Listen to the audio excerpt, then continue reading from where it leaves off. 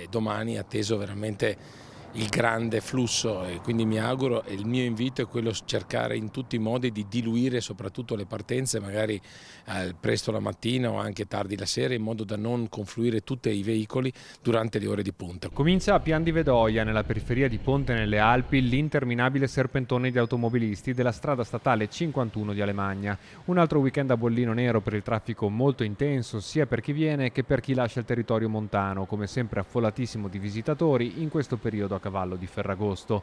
Diversi infatti chilometri di coda registrati già in mattinata in uscita dall'autostrada A27, ma anche a Rione, Santa Caterina e Ponte nelle Alpi.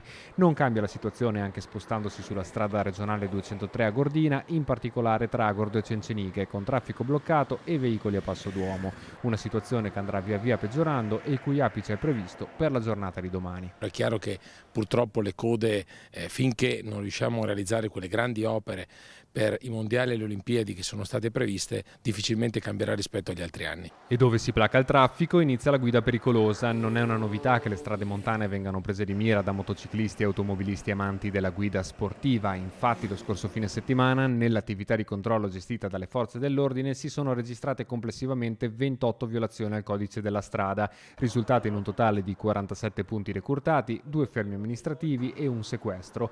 Tra questi spicca in particolare il caso di un motociclista colto in flagrante con la patente revocata, revisione scaduta e senza copertura assicurativa.